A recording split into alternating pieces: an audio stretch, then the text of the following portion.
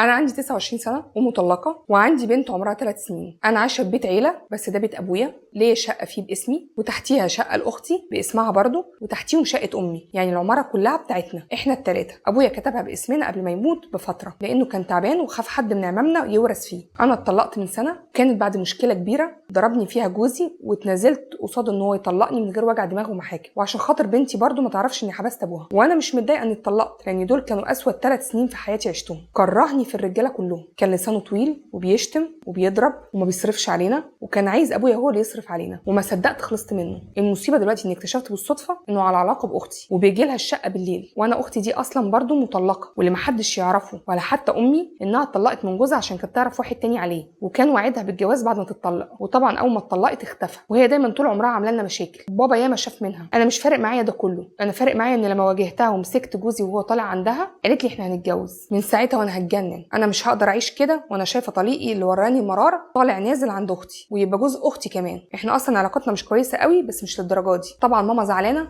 وعماله تحاسبن عليها، وعماله تقول لها تفضحينا، وبتقول لها ازاي طليق اختك اللي بهدلنا في الاقسام هيرجع يدخل البيت تاني عادي ويبقى وسطينا واحنا مقفول علينا باب. انا دلوقتي مش عارفه اعمل ايه، ومش عارفه امنع الجوازه، مش عارفه اقول له انها كانت ماشيه مع واحد تاني وهي متجوزه جوزها الاولاني، ولا اعمل ايه. انا حاسه اني مش هعرف اعيش ابدا والراجل ده بيدخل ويطلع من بيتنا عادي كده. ممكن لو سمحتي تعرضي رسالتي وانا هسمع ردك ورد الناس. ودي كانت القصه. طبعا في وضع زي ده انا دايما اقول لاي بني ادم بيقع في مشكله زي دي بص لنفسك ومصلحتك اولا، واقل خسائر تخسرها هي الفلوس. فالنصيحه اللي انا نصحتها لها انها تبيع شقتها اللي موجوده في بيت اهلها وتروح تاخد شقه بعيد. ولكنها طبعا قالت لي ان مامتها كمان عندها شقه، وانها ما تقدرش تسيب مامتها مع اختها في البيت لان مامتها كمان مش موافقه على هذا الوضع. قلت لها طب محلول كده، معناها طالما انت عايزه تقعدي في شقتك وانتوا شقتين، مامتك شقه وانت شقه، يبقى اختكم هي اللي تخرج، هي اللي تاخد شقه بره. طالما الوضع مش مريحكم هي اللي تاخد شقه بره. قالت لي مش هترضى، ولو رضيت هتطلب فلوس كتير. قلت لها ان شاء الله تبيعي اي حاجه تملكيها انت ومامتك. اختك بتاعت مشاكل، وهي حكت لي تفاصيل تانية انا ما ذكرتهاش، هي ما حبتش تقولها في الرساله،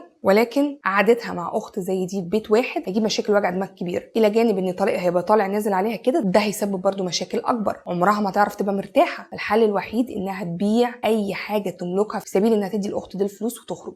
لكن فكره ان هي تقول لجوزها ان دي والله كانت ماشيه مع مش عارفه ايه، والله ما هيفرق معايا. انا قلت لها هي بسهوله هتكدبك. قالت لي لا، ما هو الشخص ده احنا عارفينه واللي كانت ماشيه معاه ومش عارفه ايه، وانا اقدر اثبت ده. قلت لها ولو انت فكرك ليه ان طليقك هيفرق معاك الكلام ده كان طالع داخل عليكم وعلى اختك في السر ومحدش فيكم عارف، هي يفرق معاه ليه؟ ايه يعني؟ ما هي كانت ماشيه معاه بنفس الطريقه، حتى لو هي ما كانتش متجوزاه، ما هي كانت بتدخله البيت من وراكم، ايه فرقت؟ وهيقول ان انت غيرانه. المهم بعد كلام ما بيني وما بينها كتير، فكره ان هي تشتري نصيب اختها هي ومامتها بالنسبه لها ده معضله. ده بالنسبه لي الحل الامثل، وبالنسبه لها ده مشكله. يعني هتضطر تبيع كل ما تملك هي امها من ذهب وخلافه وفلوس سايله وايا كان اي حاجه سابها الاب. انا عن نفسي قلت لها اعملي كده وانت مرتاحه، والبيت ده اكيد فيه محلات، افتحي فيه مشروع تعوضي بيه اي فلوس انت دفعتيها لاختك، اي مشروع ولو بسيط. الناس دلوقتي بتعمل مشاريع بسيطه تنجح وبتكبرها واحده واحده. فده كان رايي، بس هي مش مقتنعه بيه الصراحه. عشان اكون واضحه، هي مستنيه حلول من حلول الستات اللي بيبقى عندهم خبره في الحاجات دي ويطلعوا بقى بحلول جهنميه. انا عن نفسي ببقى ضد الحلول الجهنميه دي، لان بيبقى فيها مخالفات